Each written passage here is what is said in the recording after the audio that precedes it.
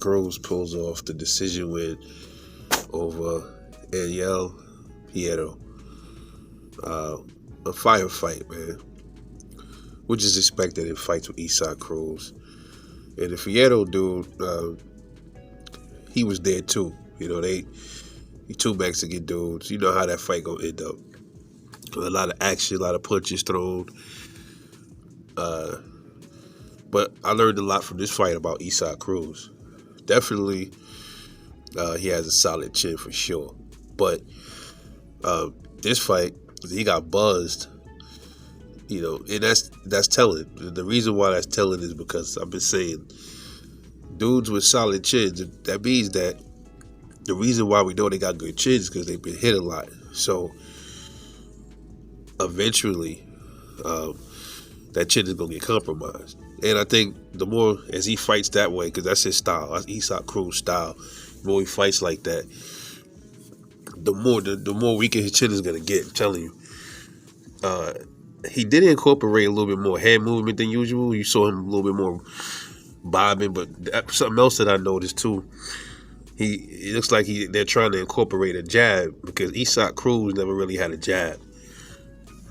So they're trying to, his team or whoever, they're trying to, you know, develop a jab with him, and he was using that jab a little bit to get in the inside. It's not a real educated jab, but you know, it was working for him a little bit. But still, same Cruz, come forward, swing.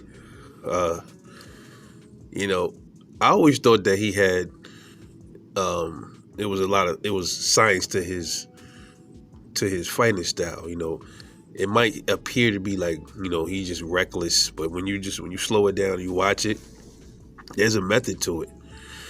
But he still does get caught with a lot of shots.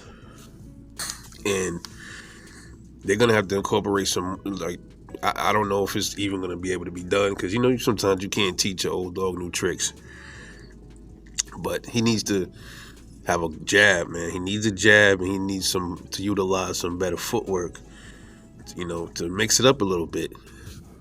And if he doesn't, I don't see him beating anybody else besides a Rolly at 140 pounds, okay? You know, he's not beating none of those dudes up there. He's not beating Richardson. He's especially boxers. Movers, he's not beating no mover.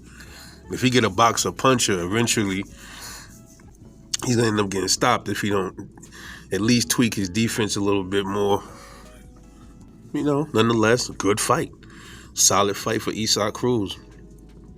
He was supposed to fight Ryan Garcia. I'm not sure if I remember exactly what happened with that, or if he still is going to fight Ryan Garcia. But even with Ryan, man, he can hurt Ryan. Ryan's chin is still suspect to me. I always say his chin was suspect. If Cruz catch Ryan with something, he could possibly knock him the fuck out. But Isak's body hasn't really never been tested either. So we know Ryan gonna go down to that body with the left hook. And we don't know how Isak can handle that either. So I think he's much better at 135, Cruz. 140, he's a little slower. But, he probably can handle more punches better at 140, though. But overall, Cruz, I think, is durable. But this fight, it was the typical Mexican war. All right, so he won this fight, and who would be next for Cruz? I don't know, man.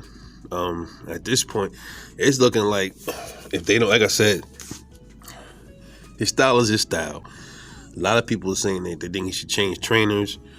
Yeah, but what if he still can't adapt to a new style of fighting or try to incorporate more tools into his toolbox?